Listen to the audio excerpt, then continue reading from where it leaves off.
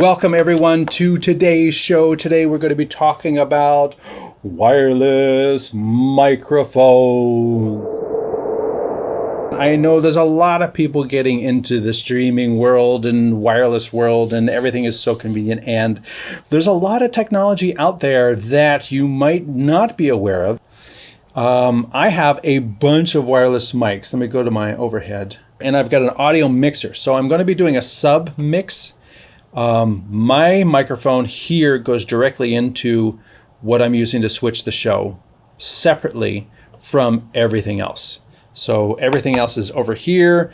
I've got an AVX mic from Sennheiser, and I have also comes with a big handheld as well as a lav. I have a UHF microphone, 550 megahertz. This one's from Saramonic, but you can get any number of UHF microphones. I have a 2.4 gig mic. These are all the rage now, and I think there's a whole generation of people out there who are new to the industry, and these are simple, cheap, effective, and this is what they've been using, and they actually don't know anything else. They don't know of any other solution other than these tiny little things. So this is a little wireless system, and this is a wireless system. Very different. I mean, heck, the batteries that are in the UHF system are bigger than the transmitter for the 2.4 gig system. And this is actually large in comparison to some of the kits that are coming out, like this. This little thing is the entire kit. This is actually 2 transmitters and a receiver, and they will recharge on the transmitter. You see it's blinking now, so it's recharging. It's recharging this end too. The whole kit. I mean, that's just amazing. And then you've got all the traditional microphones that are out there, that there are like wireless plug-in transmitters that are out there that can take any wired microphone, and when you plug it in, now it's wireless because you've got the transmitter on the back of your regular microphone. And it could be a shotgun microphone like this one. It could be an ordinary handheld microphone, and then all of a sudden it's wireless. It can be a lavalier, it could be a desk mic, it could be anything with an XLR, because that's what this has. This is just an XLR adapter. Put this over here, put this over here, and then I have an oldie but goodie Electrosonics microphone that is on 171 megahertz. It's a VHF system, and VHF and UHF refer to parts of the spectrum. So if you were, let's see if I go do this right. If you were on the lower end of the spectrum, it's a very high frequency, and then there's a line somewhere, and it goes to the ultra high frequency, UHF. So 2.4 technically is considered UHF, even though it's like, it's off the scope. Oh, I should turn these on. Didn't even turn all my lights on. And VHF is fairly low at 100 megahertz. And I even have a 900 megahertz system that was a tiny little Sony came out with this 3-channel 900 megahertz system. And you know what? It did the job for what it needed to do. Like for me to do camera and stuff like that, back in the day, it did the job. And there's AVX, which is above UHF. This is 500 megahertz. There used to be 600. That was sold off. You can't use them anymore. There used to be 700. Those were sold off. You can't use them anymore. This is 1.9 gigahertz. It's kind of a special little band. So let's start with the VHF. Let's go by frequency. So this is Electrosonics transmitter. You can tell by the design it's old. They look a little different now. They look cooler, but it's very basic. You can plug in your microphone at the top. It's got the belt clip. This is a solid metal case. If you drop it, it's not going to break. Really, it's not going to break. It's got input level and it shows you when it's hit the limit. And then it lights up like this. You can see that it's on. I forgot I gotta hold it for the camera. So it takes a 9-volt battery down here. Amazon Basics. Yep, just for today's show. I don't have the Duracell Pro mics. And then I have a tram microphone on here. It's a very flat microphone with a very good pickup. These are well-respected microphones and expensive. I should also say the receiver is a brick with big XLR, 9-volt battery, 12-volt input, settings on the front, headphone jack. So we're going to turn this on. Wow, that was loud. So you can see over here, I've got that set up. And then I need to make a switch between HDMI, comes off. And then, here we go. This is just the lav mic. So it's a VHF mic. It's not transmitting that far, but VHF can transmit quite some distance, just like UHF mics. And the advantage with these is if you are in a situation where somebody's going to turn away, like sometimes with the 2.4 gig mics, if somebody puts their body in between the transmitter and the receiver, you lose signal. That really doesn't happen with these mics because they can travel through things, they can travel through walls, they can travel great distances, as well as the UHF mics, and they have, been proven. Now, people don't like the long antennas that these things sort of need because the being a VHF microphone at 100 megahertz, the frequency is lower, meaning it's longer. So you need a bigger antenna to be able to capture it all. And there's nothing actually wrong with these mics. So if somebody's new to doing wireless production and saw a good deal on some old Lectrosonics microphones on eBay in the VHF spectrum, snap them up. They work just as good. And Lectrosonics is still around, and should you need any sort of repair or fixing, they do that. So they have a service center. There's a whole slew of companies that have been making microphones for a long time. And that is something that with these, you kind of don't have to worry about them in that they're going to be here today and they're going to be here tomorrow. And the VHF spectrum, as far as I know, is not going to be sold off anytime soon. So you've got another decade or so at least of use with these microphones. That is a VHF with my tram mic. Let's go to the UHF now. This is a Saramonic UW Mic 9. I've recommended this to many people and I own it myself. This one's set up in a camera setup, so this will sit on top of the camera and it can feed the camera directly with this. This is also a dual channel receiver and a diversity receiver, meaning it actually has two antennas on it, meaning that it's receiving on two antennas, and then depending upon what's going on with reflections or things like that, it'll pick which antenna it wants to actually receive the signals with. And then on the display, you can actually see there's two channels here, Group A, Group B. They're both on channel 60 because they're on two different groups. So they're in different spaces of the band. So it says channel 60 on both, but it's different channel 60s in different groups. You can see that the antenna at the top says I've got a signal. Yeah, I don't, because transmitter's not on yet. We'll turn the transmitter on.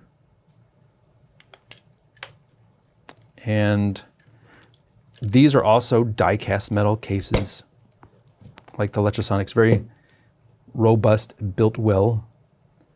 So you can see this one, Group A, channel 60, which is 538.750. And the unlocked means I can still push the buttons.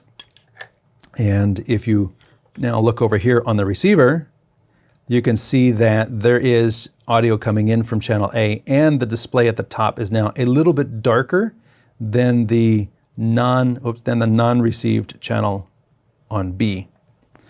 So I'll bring that up as well. Interestingly, it's clipped the other way, so it must have been on a woman the last time because their clothes are usually reversed. Boom, boom, boom. There we go. Now I've got two lavs, and I can switch between my VHF and, let's come over here, the VHF and my UHF microphone. So they sound the same. Da-da-da-da. That is that microphone. And that is that microphone right there. So you can hear the frequency doesn't change anything with regards to your microphone or your audio. These are both analog microphones, so there's zero delay between me talking and me hearing it in the mixer. When you get to digital, whether it be the Sennheiser or the 2.4 gig, you're going to start introducing milliseconds of delay because it has to take that, compress it to digital, send it to the receiver, decompress it, and send it out. Now, audio goes very fast. It's not as slow as doing it with digital, but there's still a little bit of delay, and we'll be able to hear that. What makes the Letrasonics better? Better in terms of they're expensive, but you know, this thing has been around for this probably has been around for 30 years, 20 to 30 years. I dare say I'm not going to be using any of the 2.4 gig mics in 20 years. So you really get your money's worth. Plus, service factory. You break the clip, you can get a new one. You drop it, a car runs over it, they can replace things. If you break, you know, something happens and the mic connector, because you can actually plug in different microphones, the mic connector breaks, they can fix that. So, and the systems, the UHF systems are not as big as this anymore, but they are just very reliable. I've never had an issue with the VHF microphones other than frequencies, and frequencies for any microphone are going to be an issue. The 2.4 gig systems try to work that out among themselves, but you can still overload 2.4 gig. And if somebody shows up with a wireless video transmitter, pops it on, and you've got a wireless 2.4 gig mic next to them, you're not going to have any audio. So there is certain reliability in that with the VHF systems. There's nobody transmitting video on 171, other than TV stations, nobody transmitting video on 171 megahertz. What is the best way to set up a wireless system? How should the receiver be set up, especially from a multi-mic system? It depends on the mics. Like VHF, there's no interference. VHF and UHF analog systems, there's no talk back from the receiver to the transmitter, so you can have the receivers just sort of like stacked up. If you've ever seen a wireless audio person on a film set or whatever, they've got a bag, and in front of the bag they've got a bunch of wireless receivers all just right next to each other. With some of the other systems, like the 2.4 gig systems, the receiver actually talks to the transmitter, so it's transmitting too, so that this way you can adjust the microphone gain from the receiver. It's a convenience. Yay, that's great. But at the same time, if you plug a bunch of these transmitters together, and when this one's trying to transmit and these three are trying to receive, this transmitter overloads the receiving antennas because it's so close. So you have issues with that. So if you're dealing with a digital system, I definitely put space in between them so that they have that distance and they're not going to overwhelm the receiving circuits in the other receivers. You actually have input gain on the transmitter, so that you have to make sure that you properly set up your gain on the transmitter, so that if you have someone like me that's going to be talking at a boardroom event, you can set the level higher so that you get good audio. If this is going to be used as an instrument mic on a trumpet, well, you're going to need to turn that way down because the trumpet's going to be way louder than a person talking. So you need to assess your input gain here, because if the input gain clips, and you can see the audio level right here, it's green, meaning it has audio, and it can communicate via infrared, so we're just going to ignore that. If this goes red, or like on the Letrasonics, the limit button shows up. Like when I talk, I'm coming up with a level, and I actually have this level up kind of high there, you can see. But if that limit was just constantly lighting up, that means the audio coming in to this circuit is distorting right here. And then it's transmitting that distorted audio. And then your receiver also has a gain on it. Let me put it down here. The receiver also has a gain, an output gain on it. You can turn that down as low as you want. It's still going to be distorted. And then you have a mixer which has an input gain, and you can turn the input gain down as low as you want. It's still going to be distorted because you distorted all the way back at the first part. So you have to manage your gain settings from where the microphone plugs in to the receiver to the input of the mixer.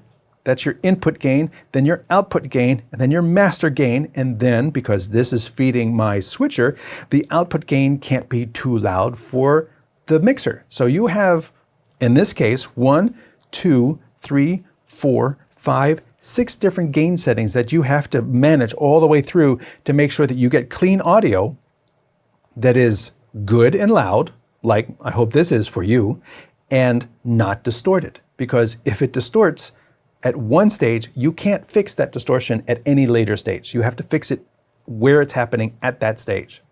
So that is one of the key things about any audio system, you know, whether it be wireless or wired.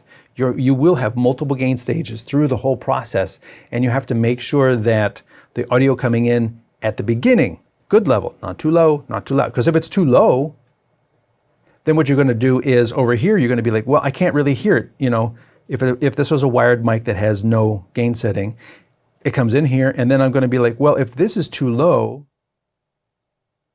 then I'm going to try to turn up more here, and I'm going to crank this up more here. And what I'm doing then is I'm raising the noise floor, because there's a base level of noise in everything, and I'm amplifying a quiet signal. And when I'm amplifying a quiet signal, it's closer to the noise floor, and I'm amplifying the noise as well. Whereas if I bring up my initial gain so that I've got a good level, then I have cleaner audio, but I've brought this up and this is still low. And then if I carry that all the way through, my noise floor stays a floor, very low, and I'm keeping good audio. So you have to make sure this is not too high, not too low. This is new to a lot of people. Normally you like plug in a mic, I hear audio, we're great. But without seeing the levels, without knowing what you're really doing, because audio you can't see. Video you can see when it doesn't work. You can see when video is bad. It's hard when you hear bad audio to understand where it's going bad. So I've talked about VHF. I've talked about UHF. And you're actually listening to me on UHF right now, as opposed to VHF. They kind of sound the same. Actually, the UHF mic has a lower noise floor. Sounds very quiet. Oh, it's probably the microphone. Microphones make a big difference too. So this microphone on the Letrosonics is probably a $500 microphone, whereas the microphone on the Saramonic were included in the purchase of the whole kit. So if the whole kit was $600, that's two transmitters, the receivers, the microphones, and everything. So how much was the microphone? Not $500. So that is that. But I also have a 2.4 gig system here. These, I picked a square one, and I'm holding it this way because I'm using it as representative of all kinds of 2.4 gig mics. I have the receiver off to the side here. Actually, I will disconnect it from here just so you can see it. And these are, they started out as single channel, but I think at this point, almost every kit that's available is a stereo kit. So you can see this one is in stereo. And what that means is I can have two transmitters and they will come out on two different channels. So I can still maintain two different speakers on my camera that's recording on the left and right channel. So here is the transmitter, and I reviewed this one. You can find this review on my channel.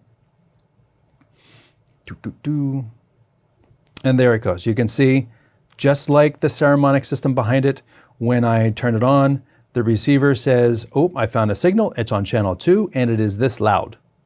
Now, this is not one this system from full aim, you cannot control the transmitter from the receiver. You can't do that. It also has USB-C and headphone out and line out, and those are all active. So I can listen to it as well as feed it to the camera, and I fed it into an iPad as well. So I have that going. I will bring down my VHF and bring up the 2.4 gig mic. And now you will hear a bit of echo or reverb, and that is because the audio that is coming through the digital system is slightly behind the analog system, creating an echo, because now, whereas the two analog systems were exactly in time, if I go with the two analog systems, here we go, let's go over. If I go here and I'm using the two analog systems, there's no echo at all. But if I take one analog system out and bring in the 2.4 gig system and then level out the levels, now you can hear there's a bit of reverb, you know, kind of a, you know, like two signals at the same time, but very, very close. 10 milliseconds, 15 milliseconds behind, but it's still behind, creating this digital delay, this echo thing. In terms of doing video, using a 2.4 gig system is not going to be so far behind that you're going to see the person's lips not matching the audio. It's not that far behind. But by putting the digital and the analog system together at the same time, you can really demonstrate that they are not coming through at the same time. The 2.4 gig is slightly delayed, and if I pull this out, now with just the 2.4 gig system, there's no delay, there's no echo, there's no reverb or whatever that, you know, sound is. And I will clip this on as well. I'm running out of space. So there we go. Now I've got 3 microphones on me, and hopefully the transmitter of this is not affecting, let's just bring that up. No, it's actually not. So the transmitter that's in here is not affecting the electronics that are in these 2 microphones and giving me pulses. All right, so I have a digital microphone. Sounds great, sounds fine. There's nothing wrong with a 2.4 gig system. They have proven to be very reliable systems for several years, and they've gone through multiple generations, and they're now better than they were before. You can control the receivers from the transmitter.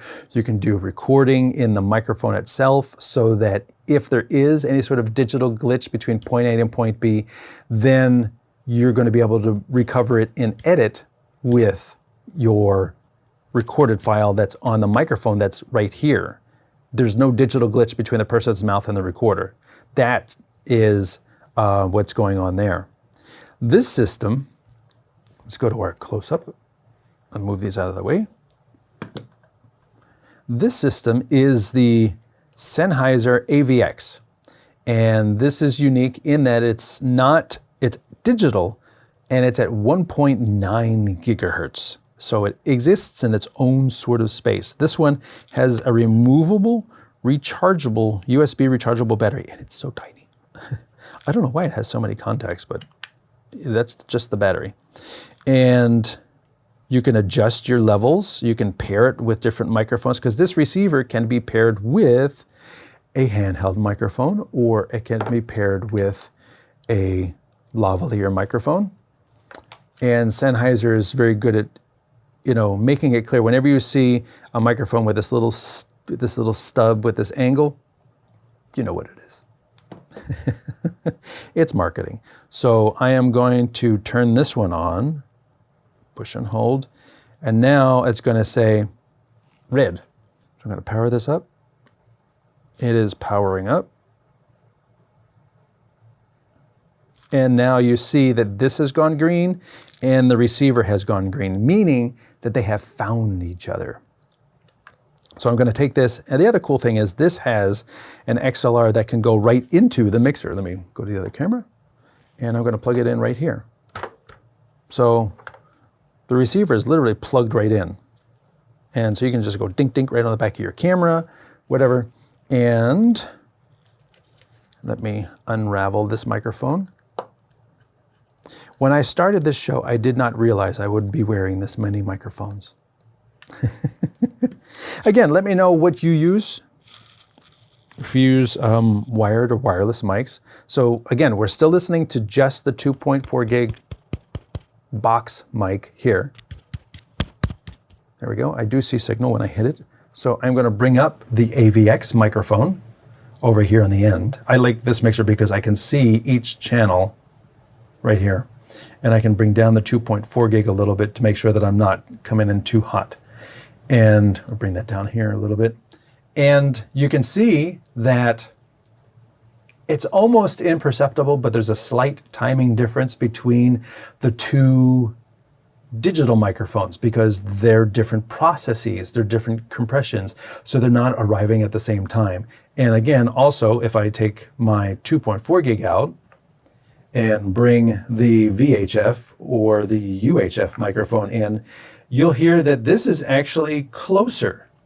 It does not actually, it's very slight. So I'm going to say you've got your analog, slightly behind that is AVX, and behind that a little bit further is your 2.4 gig mic, because this does not have the same echo as this does. This definitely has, you can hear a very distinct reverberation going on between the 2.4 gig and the VHF. But if I take this out and then I bring in the AVX, it's almost not there. It's very, very fast. So in a situation where I had to mix analog and digital, AVX would actually have an advantage there because it's a faster system. And again, that has a cost to it. You know, the Sennheiser AVX system is not inexpensive. It is not, I don't think it's under $500, whereas you're going to buy these 2.4 gig box systems with 2 transmitters and a receiver and, you know, wireless lavs and windscreens and all the adapters for $200, $300. So they are very affordable and they're good systems. I'm not knocking them, but you can see that if you're in a situation where you are mixing an analog microphone and like a podium microphone and a wireless system, you're going to have a bit of reverberation and echo because the 2.4 gig systems are slower. And that's just the nature of the beast. And I have older systems. I'm not going to plug this in, but I have this system. Let's go here. This is a Sony. It's a Sony at 913 megahertz, 914 megahertz. So there's 3 different 900 megahertz channels on here, typically not used anymore. And there's nothing wrong with these, but these are very basic, analog, cheap consumer microphones meant for the home video, you know, the dad that just wants to shoot something around the house and everything. But now, for the price that you would have paid for these a while ago, you can get a 2.4 gig system. And those are far superior. And then I also have this kit, which is very interesting. This is a Samson. You know, people think, oh my God, the new systems are so small. This is a Samson system called the Airline. This is the AM one. And I've got a lav mic plugged into it. Oh, it does have a mic. Look at that. It does have a mic. Look over here. Look at that. It has a built-in mic and an input. And it used to have a little clip that I broke off. I don't use this system anymore because this is in the 600 megahertz that we're no longer allowed to use. But it took one AAA battery, which I'm breaking my own rule here, should not be still be in there. I have to take that out. And little antenna, mute, power, you get a little bit of gain. Remember we talked about gain on the microphone itself. And it won't focus on here. Go away. Don't look at that. A little bit of gain on the microphone itself. And you have a little tool to adjust that. So it's definitely harder on these systems. And then you've got the little receiver over here. And if you were to compare this transmitter with my, oh, it's on my neck, my 2.4 gig, look at that. You can build an analog system about the same size as a digital system. And microphone input, built-in microphone, LED, Here's your mute and gain. There you go, there's your power. Charge it up. You don't recharge it inside this one. And they're very functional. But again, these frequencies have been orphaned, so they're not on the usable spectrum anymore. If you find a system that is in the 600 megahertz or the 700 megahertz, those are going to be using frequencies that are now in use by other entities. So you don't want to use those systems, especially the 700 megahertz systems. Those are now in use in America by emergency services. So they say you may interfere. Honestly, you have a half watt coming out of that. You're not going to interfere with the ambulance going by. What will happen is you may be trying to use the microphone and an ambulance, a police car, whatever, services goes by and they key up with their transmitter at 50 watts. You're not going to hear anything from your microphone and you could be a mile away. Their power is so great that they're just going to completely overwhelm your microphone system, and your microphone system is just going to go dead for the amount of time that they're talking. So it basically makes your microphone system unusable. And the 600 megahertz, that was sold for cellular data. So if you're trying to get 5G, 5G uses the same 600 megahertz band that the microphones used to use. So you're going to interfere with data transmission doing that. And so just stay away from those microphones. 500 megahertz is good. 400 megahertz is good. I've got a 100 megahertz, still good. 2.4 is good. 1.9, which I have plugged in, 1.9 is good. And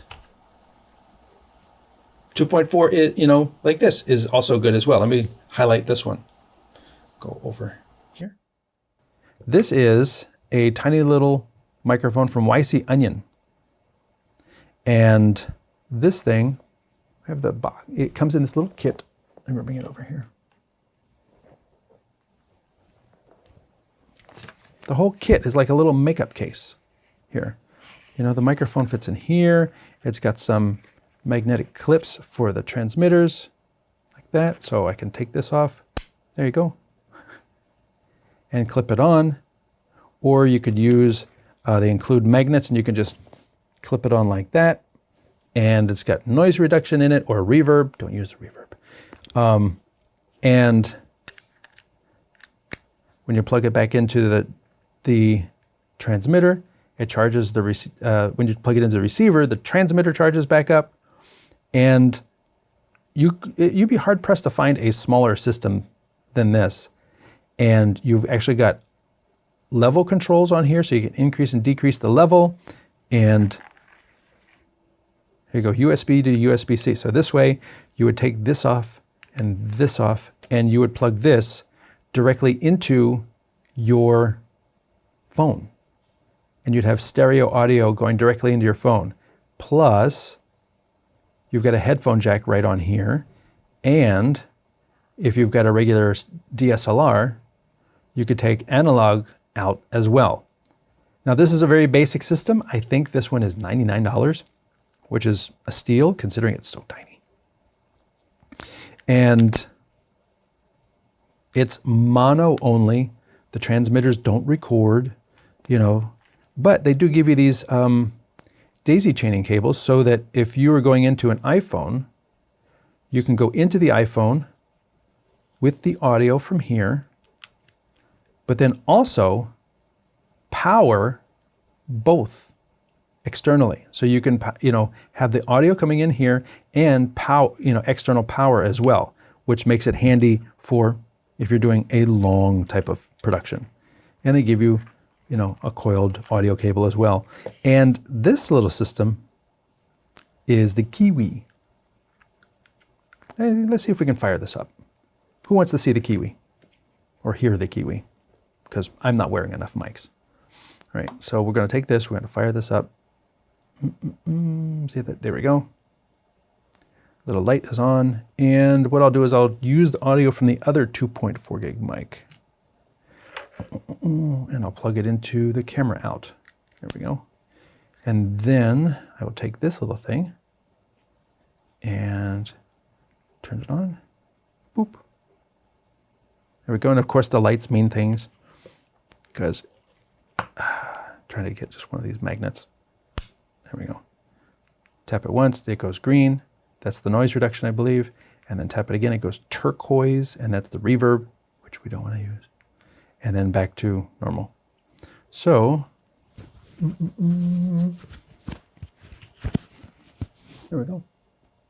Is it facing up? Yep, all right, and let's go to 2.4 gig, and you can hear, again, there's the echo. This one's even longer than the full name, but here you go. This is the Kiwi.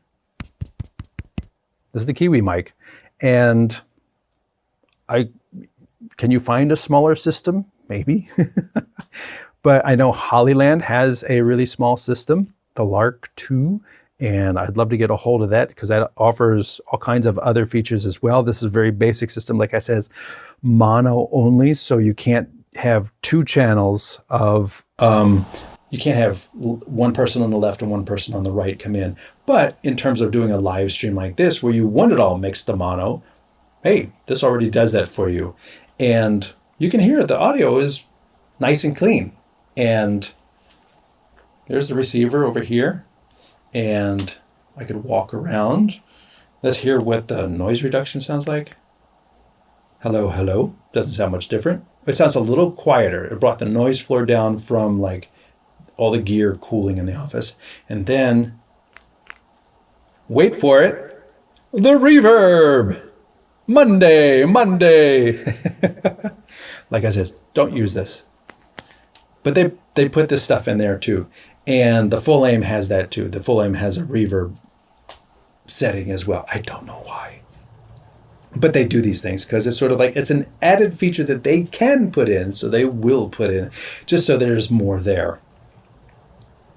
And compared to the VHF mic, the VHF mic sounds fine. The 2.4 gig mic sounds fine. And of course, you can still go in here and EQ the settings, give me a little bit more high end, or let's go here.